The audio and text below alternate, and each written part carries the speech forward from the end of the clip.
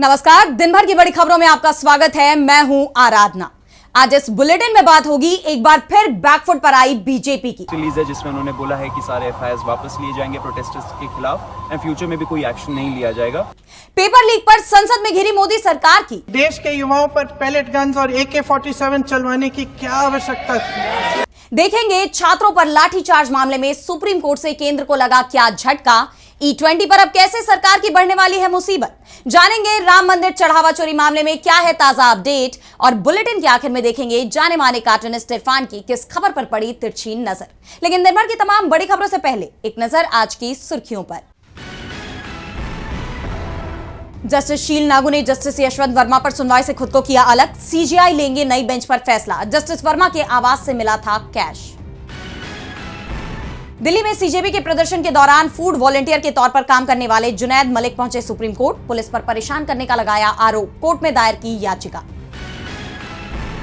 अहमदाबाद विमान हादसा में सिमुलेशन टेस्ट पूरे। अंतिम रिपोर्ट का मसौदा अक्टूबर में सुप्रीम कोर्ट को सौंपेगी सरकार। 13 अक्टूबर को होगी अगली सुनवाई।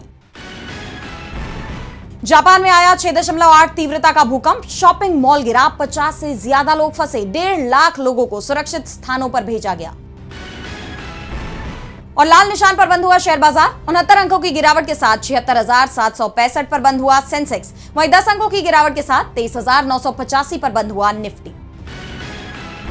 ये तो थी सुर्खियां। अब बात आज की सबसे बड़ी खबर की।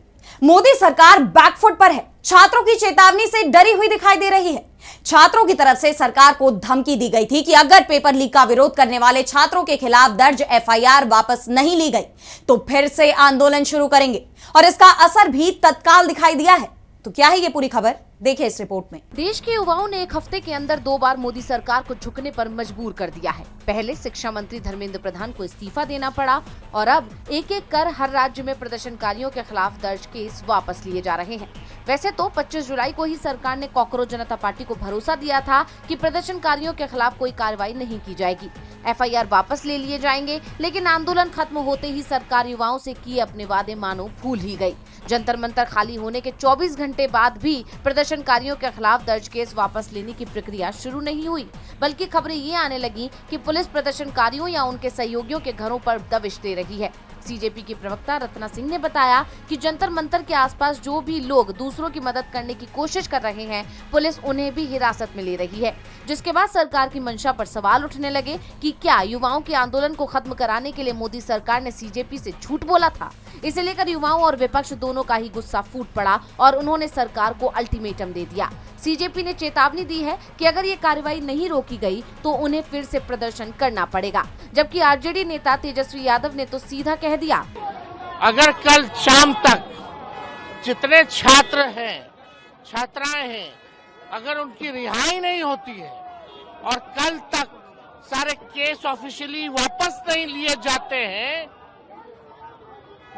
नहीं तो अगर नहीं लिए जाएंगे तो 30 तारीख से सुबह 7 बजे से पूरा बिहार में प्रदर्शन। तेजस्वी ने जब बड़े आंदोलन की चेतावनी दी तो सरकार के अंदर डर दिखाई दिया और उसकी तरफ से केस वापस लेने का फिर भरोसा दिया गया। इसे लेकर CJP प्रवक्ता सौरभ दास ने बताया, सरकार ने गारंटी दिया है कि कल तक जितने भी हमारे एप्रीहेंशंस थे कि ये स्टेट में कुछ हो जाएगा, वो स्टेट में हो जाएगा, उन सब का नोटिफिकेशंस निकल आएगा एंड प्रोटेस्टर्स एक तरीके से सेफ रहेंगे। फ्यूचर में भी उनके खिलाफ कोई एक्शन नहीं होगा। कल हमें और ज्यादा डिटेल्स पता लगे। इसके बाद असम से लेकर बिहार तक बीजेपी सरकारों ने केस वापस लेने का ऐलान किया है। बिहार सरकार के गृह विभाग ने बयान जारी कर कहा कि राज्य भर में प्रदर्शन में शामिल किसी भी व्यक्ति के खिलाफ कोई कानूनी कार्रवाई नहीं की जाएगी। 26 जुलाई 2026 को शाम 6 बजे तक प्रदर्शन में हिस्सा लेने के कारण दर्ज की गई सभी FIR, आपराधिक शिकायतों और कारण बताओ नोटिस को वापस लेने की कानूनी प्रक्रिया तत्काल शुरू की जाएगी। असम में भी मुख्यमंत्री हिमंता बिस्वा ने ऐलान किया है कि सरकार उन प्रदर्शनकारियों के खिलाफ केस और दूसरी कानूनी कार्रवाई वापस लेगी जिन्होंने नीट पेपर लीक 2026 मामले में विरोध प्रदर्शन किया था। राज्य के गृह मंत्रालय की तरफ से जारी एक प्रेस रिलीज में बताया गया कि 26 जुलाई 2026 को शाम 6 बजे तक 5 केस दर्ज किए गए थे, जिसके चलते 13 लोगों को गिरफ्तार किया गया था। लेकिन अब सबकी रिहाई के आदेश दे दिए गए हैं, जिससे साफ है कि सरकार डरी हुई है, क्योंकि अगर दोबारा आंदोलन छिड़ा तो इस बार निशाने पर कोई और नहीं बल्कि PM मोदी होंगे, यानी उनकी कुर्सी पर संकट आ जाएगा। मोदी सरकार बैकफुट पर दिखाई दे रही है, अपने ही फैसले पलट रही है। सरकार छात्रों से डरी हुई दिख रही है। वहीं संसद में भी विपक्ष ने उसे घेर लिया है। संसद में एंटी पेपर लीक बिल पर चर्चा चल रही है। चर्चा में विपक्ष की तरफ से तीखे आरोप सरकार पर लगाए गए। गौरव गोगोई ने सरकार पर भरोसे को लेकर भी तीखा हमला बोला है। देखिए ये रिपोर्ट। संसद में एंटी पेपर लीक बिल पर जोरदार बहस देखी गई। जहां इस बिल को लेकर विपक्ष ने सरकार की घेराबंदी की, वहीं सरकार भी अपने बचाव में पिछली सरकारों की गलतियां गिनाती नजर आई। लोकसभा में दोपहर 2 बजे जब चर्चा शुरू की जा रही थी तो कांग्रेस सांसद केसी वेणुगोपाल ने प्रधानमंत्री मोदी और गृहमंत्री अमित शाह की गैर मौजूदगी पर सवाल खड़े किए, जिस पर स्पीकर ओम बिरला ने ये कहते हुए चर्चा को आगे बढ़ाया कि इस मुद्दे से जुड़े मंत्री सदन में मौजूद हैं। उन्होंने इस दिन को बेहद अहम बताते हुए कहा कि इस बिल का उद्देश्य लोक परीक्षाओं को और ज्यादा बेदाग बनाना है। लेकिन कांग्रेस सांसद गौरव गोगोई ने साफ कह दिया कि ये बिल सिर्फ दिखावे का बिल है। ये सरकार शिक्षा को लेकर गंभीर नहीं है। उन्होंने सवाल किया, और इसीलिए बार बार हम मांग कर रहे हैं कि किसने आदेश दिया, वो आदेश कहां से आया कि पैलेट गन का इस्तेमाल हो? किसने आदेश दिया? किसने आदेश दिया कि आंसू गैस का इस्तेमाल हो? किसने आदेश दिया कि लाठी पैरों पे नहीं लाठी सर पे पड़नी चाहिए? किसने वो आदेश दिया? गौरव गोगोई ने कहा कि ये कानून आपकी विफलता का स्मारक है। चर्चा में हिस्सा लेते हुए कांग्रेस सांसद प्रियंका गांधी ने भी कहा कि परीक्षा का सिस्टम पूरी तरह से फेल हो गया है।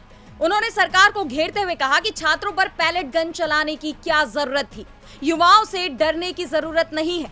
वहीं सपा प्रमुख अखिलेश यादव ने कहा कि सरकार के खिलाफ नारा लगा कि सरकार को अहंकार था कि सरकार झुकती नहीं है। नई पीढ़ी ने नारा दिया कि सरकार भी झुकती है, झुकाने वाला चाहिए। उन्होंने तंज कसते हुए कहा कि कितनी राहत मिली होगी कि एक प्रधान जी को हटाकर प्रधानमंत्री बचा लिया आपने। वहीं जब टीएमसी सांसद अभिषेक बनर्जी ने बोलना शुरू किया तो 2026 में नीट परीक्षा को लेकर सरकार की नाकामी तो उन्होंने गिनाई ही, साथ ही सदन में पिछले 12 साल में हुए पेपर लीक का रिकॉर्ड पेश कर दिया। अभिषेक बनर्जी ने कहा कि पिछले 12 साल से सिर्फ जांच चल रही है, किसी को सजा नहीं मिली। पेपर लीक पैटर्न बन गया है, सरकार हर मोर्चे पर फेल हुई है। पेपर के परिवहन के लिए एयरफोर्स को लगाना पड़ रहा है, इस पर सोचने की जरूरत है। पिछले 2 महीने में जो हुआ है, लाखों छात्र देश के कोने कोने से आए और सरकार से सवाल पूछा। सरकार ने उनको क्या दिया? बैरिकेड, डंडा, पुलिस लाठीचार्ज। तो विपक्ष ने मोदी सरकार की नाकामी का पूरा चिट्ठा सदन में पेश कर दिया। वहीं सरकार खुद को बचाने की कोशिश में दिखाई दी। केंद्रीय राज्य मंत्री डॉक्टर जितेंद्र सिंह कांग्रेस के कार्यकाल में हुए पेपर लीक का जिक्र करते हुए मोदी सरकार की नाकामी पर पर्दा डालते नजर आए। तो संसदीय कार्य मंत्री किरण रिजिजू ने इमरजेंसी का जिक्र कर विपक्ष के सवालों को कमजोर करने की कोशिश की, लेकिन सरकार की ये सारी कोशिशें किसी काम नहीं आई। विपक्ष ने सरकार का असली चेहरा सदन में उजागर कर दिया है। संसद में एंटी पेपर लीक बिल पर चर्चा चल रही है, जिसे लेकर सदन का माहौल गरमाया हुआ है। तो बवाल छात्रों पर हुए लाठीचार्ज को लेकर भी मचा हुआ है।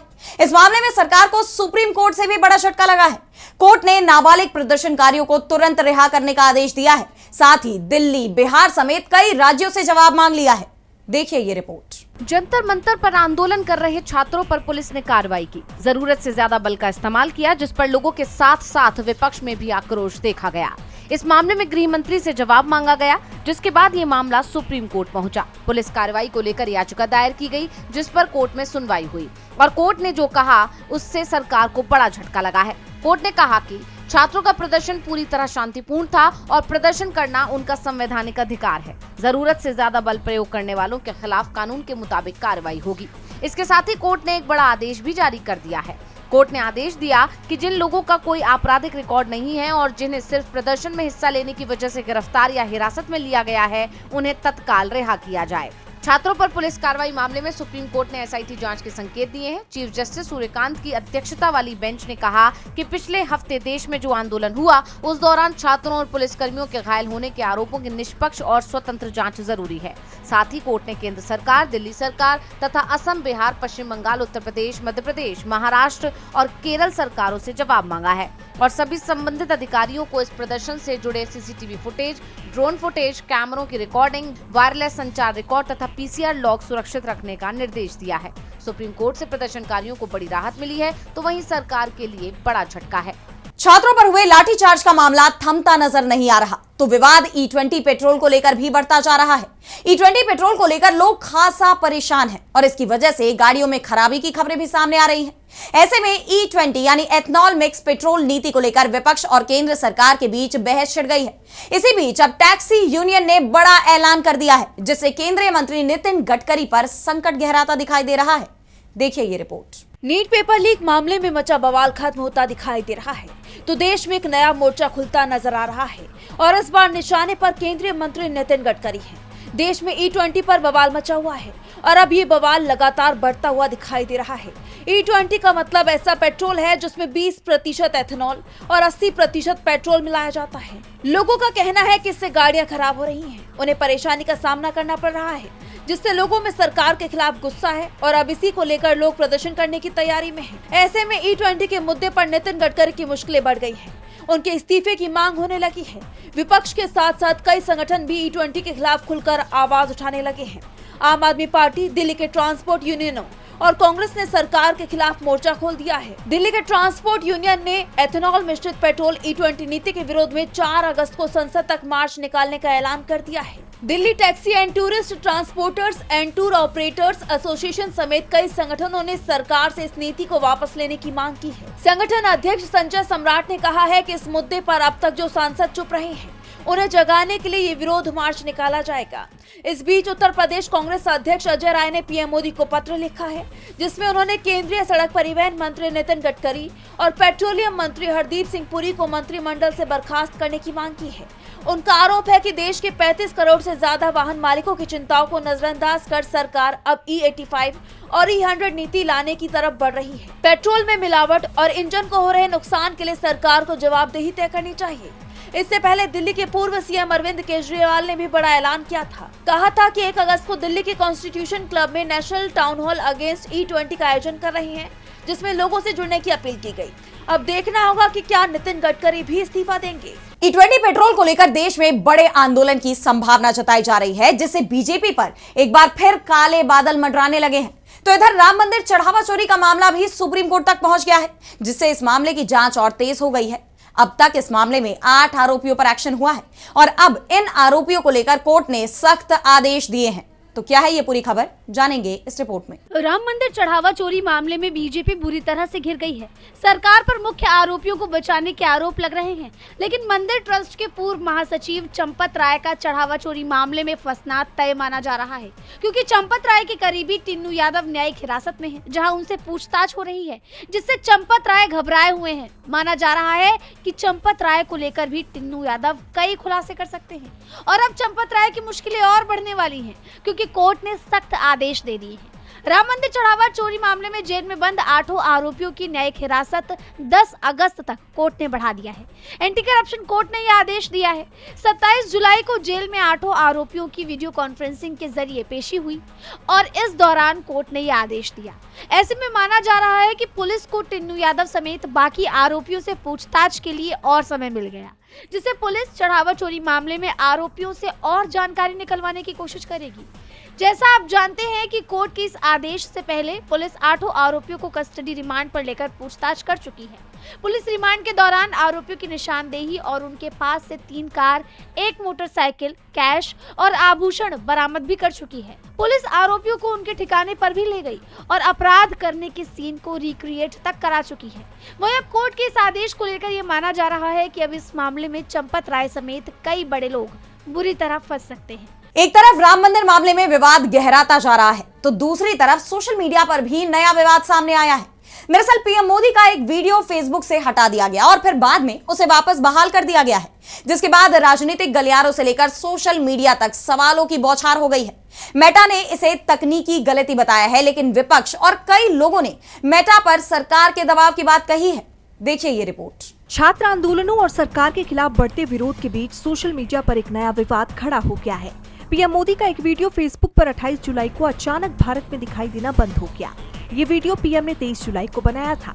कई यूजर्स को संदेश मिला कि ये कंटेंट भारत में कानूनी अनुरोध के कारण उपलब्ध नहीं है। इसके स्क्रीनशॉट सोशल मीडिया पर वायरल होने लगे और तरह तरह की अटकलें शुरू हो गई। हालांकि कुछ ही समय बाद वीडियो दोबारा दिखाई देने लगा और मेटा ने आधिकारिक बयान जारी करते हुए कहा कि वीडियो किसी कानूनी कार्रवाई की वजह से नहीं बल्कि तकनीकी या संचालन संबंधी गलती के कारण अस्थायी रूप से हट गई थी और अब उसे बहाल कर दिया गया है। इसके बावजूद सोशल मीडिया पर बहस थमी नहीं। विपक्ष ने सरकार पर सवाल उठाए, जबकि कई यूजर्स ने मेटा की सफाई पर संदेह जताया और कहा जाने लगा कि मेटा पर सरकार की तरफ से दबाव बनाया गया। सरकार ने अपनी पावर का इस्तेमाल किया। फिर केंद्र सरकार के IT मंत्रालय ने मेटा के इंस्टाग्राम के ग्लोबल हेड्स को तलब किया। इसके कुछ ही समय बाद वीडियो दोबारा बहाल कर दिया गया। यानी अब सरकार और खासकर PM मोदी की जमकर किरकिरी हो रही है। फिलहाल वीडियो दोबारा उपलब्ध है और मेटा इसे तकनीकी गलती बता रहा है, लेकिन माना जा रहा है कि सरकार ने मेटा पर दबाव बनाया था, जिसे लेकर नई बहस छिड़ गई है। PM मोदी की रील को लेकर सोशल मीडिया पर बहस तेज हो गई है, तो चर्चा 1 अगस्त से होने वाले बदलाव को लेकर भी चल रही है। खबरें हैं कि 1 अगस्त से कई बड़े बदलाव होने वाले हैं, जिनमें आर्थिक के साथ साथ नियमों में भी बड़े बदलाव शामिल हैं। तो क्या कुछ बदल रहा है 1 अगस्त से, जानेंगे इस रिपोर्ट में। 1 अगस्त से देश में कई बदलाव होने जा रहे हैं जो सीधा आम जनता की जेब पर असर डाल सकते हैं। कई नियमों में भी बदलाव होने वाले हैं जो आपकी रोजमर्रा की जिंदगी को प्रभावित कर सकते हैं। इनका सीधा असर आम लोगों की जेब और दैनिक कामकाज पर पड़ सकता है।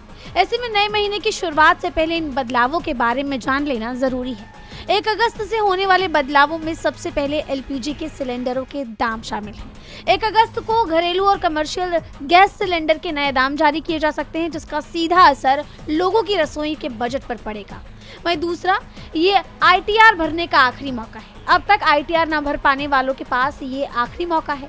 तय समय सीमा के बाद रिटर्न भरने पर लेट फीस और ब्याज का सामना करना पड़ सकता है। वहीं तीसरा अहम बदलाव है RBI की MPC बैठक। 1 अगस्त के बाद RBI की मौद्रिक नीति समिति यानी MPC की बैठक होनी है, जिसमें रेपो रेट पर फैसला लिया जा सकता है। अगर ब्याज दरों में बदलाव होता है तो इसका असर home loan, car loan, EMI और FD की ब्याज दरों पर भी देखने को मिल सकता है। वहीं चौथा, तत्काल टिकट बुकिंग के नियम भी बदल सकते हैं। रेल नियमों में बड़ा बदलाव होने जा रहा है। रेलवे ने तत्काल टिकट बुकिंग को पारदर्शी और फर्जी बुकिंग पर रोक लगाने के लिए नए नियम लागू करने का फैसला किया है। वहीं अगले महीने यानी अगस्त में बैंक की छुट्टियां भी रहने वाली हैं। 1 अगस्त से RBI का नया बैंक हॉलिडे कैलेंडर लागू होगा। स्वतंत्रता दिवस, रक्षाबंधन, जन्माष्टमी, रविवार और दूसरे और चौथे शनिवार समेत कई दिनों तक अलग अलग राज्यों में बैंक बंद रहेंगे। अगर आपको बैंक शाखा में कोई जरूरी काम है तो पहले छुट्टियों की सूचना जरूर देख लें। इन बदलावों से अगर आपकी रूटीन या जेब पर भी असर पड़ता है तो वक्त रहते इन बदलावों के लिए अपनी तैयारी पूरी रखें। और बुलेटिन के आखिर में देखेंगे जाने माने कार्टूनिस्ट इरफान की किस खबर पर पड़ी तिरछी नजर।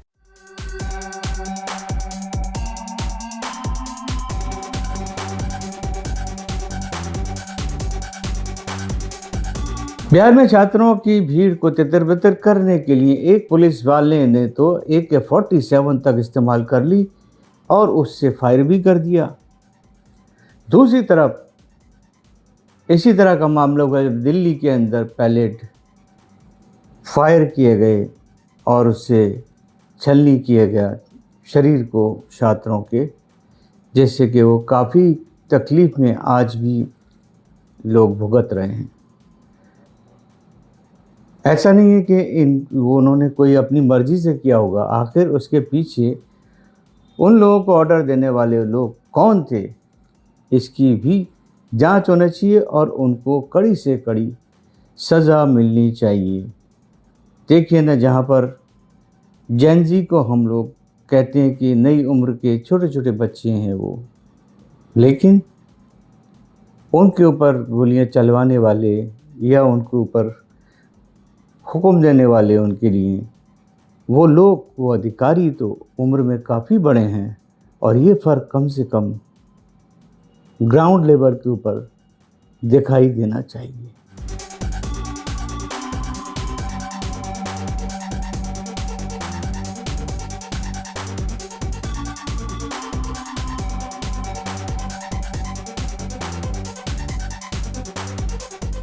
बहुत बहुत शुक्रिया इरफान जी। तो आज इस बुलेटिन में इतना ही। आप देखते रहिए DB लाइव। नमस्कार।